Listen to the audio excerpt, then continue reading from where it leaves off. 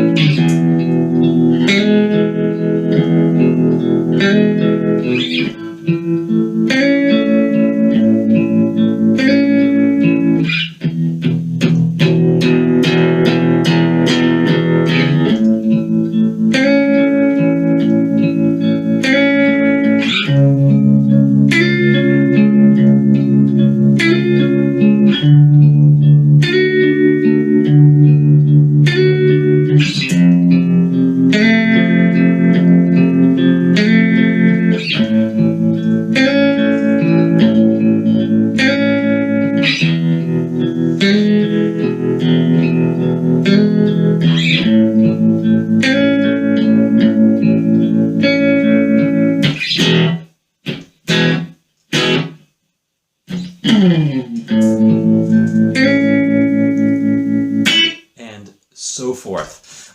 Now, to get this sound, just do clean for sure. I'm happening to pick the middle position, so I'm using both the neck and the bridge pickup on this. And you'll notice I've got a little bit of tremolo on it, or shake, as one of my frontmen when I used to play in a Motown band would call it. Mark, put a little shake on it, you know. Here it is with it out. Hear that? And personally, I think it really kind of makes that sound. So anyway, we'll go over this in detail. And first of all, before we do that, I apologize. I've been in and out of the country, so I've had to make the videos pretty quickly.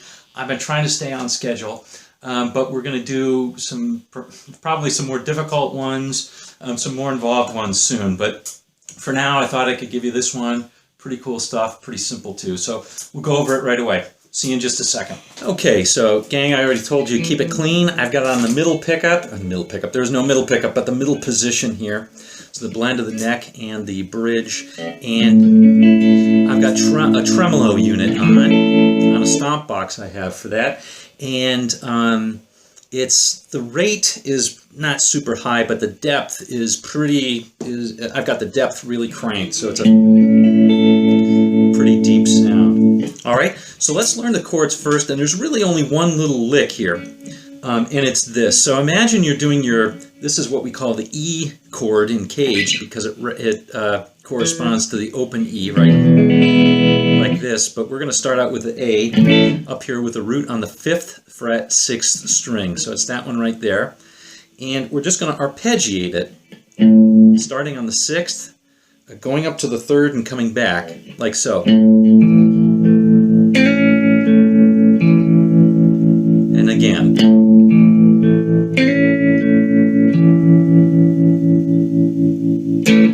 Okay. So the only thing to keep in mind is that we're on the 3rd string, we're hammering from the 5th to the 6th fret, like so. And then back down. And again. Okay, so that's how it starts. We start in an A. The opening bit goes from A to E, 2 bars of A, 2 bars of E.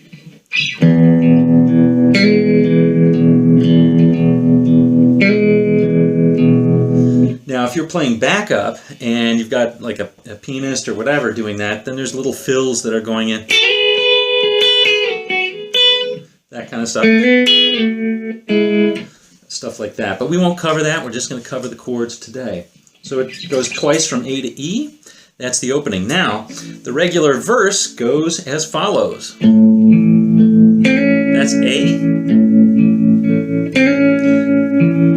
the gospel chord, instead of the third being a minor, you go to a C sharp minor there. So you're taking the third of that A major scale and you're changing the flavor of the chord from a minor to a major.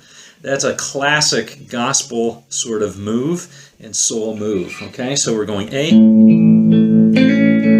to a C minor, or to a C major, C sharp major.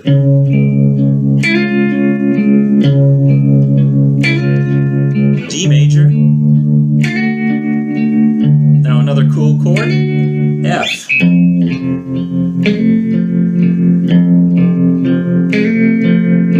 Now F is not a chord that's diatonic to the scale of A.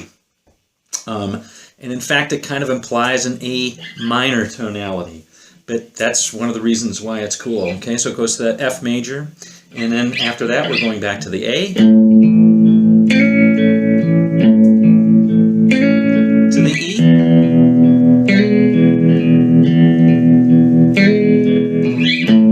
to the A, now syncopated E, and now the second verse. And the rest is basically the same, which is really cool. The only thing is at the end it shifts up, the key shifts up one, so the end kind of goes from a B flat. If you listen to the song, there's a shift in key, and you'll hear it very distinctly. And the end kind of cadence goes from B flat to F sharp.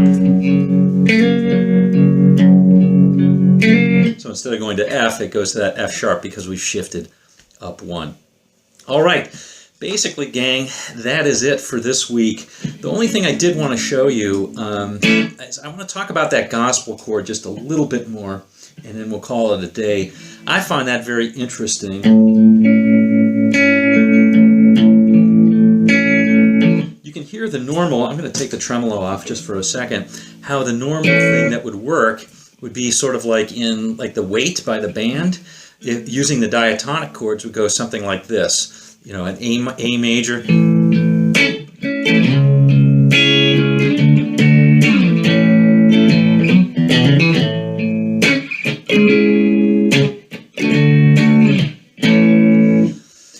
that's sort of like very classic sounding. But by changing the flavor of that third from a minor to a major, you really do get kind of a gospel move.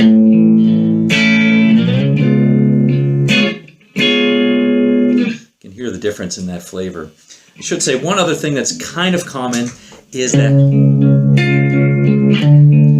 after the D chord, that cool chord that goes to F, that's often a strange chord, and it's often a diminished. It's often going to a D sharp diminished.